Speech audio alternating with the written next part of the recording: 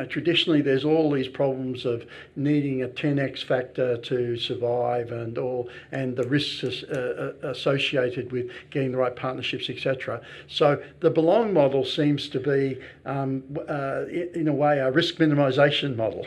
So could you describe why you think that is something that can have a 10x factor and exploit the Chinese cross-border trade in international students? So our model is quite interesting in the sense that we're looking at very much, so go back one step. Yep. Sydney has 120,000 Chinese, foreign students, international students, roughly. Education, third largest export, $33 billion, which is just crazy. And the universities are grappling to figure out how to do that. It's changed so quickly. And what's being expected of them is very different from what they've done in the past. So they're trying, and they're doing an okay job with it because it's a mammoth change. But if we have 120,000 students, foreign students in China, we only have roughly 20,000 purpose-built beds for them. Where do the other 80,000 go? No one really knows. They go into the free market, So one of the things that we're looking at is how do we help them with that accommodation, but without having to have these huge capital costs of building all these buildings purposefully for them.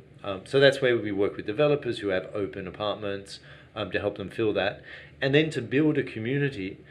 But we honestly believe that community is about physical location and being in the same building, but it can also be about being in buildings in the same kind of area and using digital platforms to help them build that community. So that's really what we're doing, is rather than having that huge capital investment, is then sourcing property here in the market. That's the one side of it. Yeah. And then what we do have is, because we have very strong networks in China, is sourcing the Chinese students coming in. Yeah. So we're almost providing that halfway point between the developers, but we help them manage, and then sourcing those students. What I'm finding really interesting, and this is, I think, for everyone's marketing everywhere, is that I keep saying being in marketing 30 years ago, really, really easy. I just need to do a TVC, a print ad, a couple of outdoor homes, and I know exactly where my channels are. Now, what we're finding is it's impossible to see where your channels are. There's small WeChat groups, there's influencers, there's agents, there's so many different ways to source people that there's no set way where you can go, well, I just need to invest $1 and I'll get $3 return. You just need to be trying all these channels. And that's what we're doing, and we're helping, because we understand that Chinese market well enough. We're just trying to find what all those channels are. So that's one of the big advantages of our model, is first of all that knowledge. Secondly, not a huge capital investment because of the property area. But then we have that, I would say, secret source of, I've been in China a long time. Jenny, who's my co-founder, is actually an overseas student who stayed in Australia.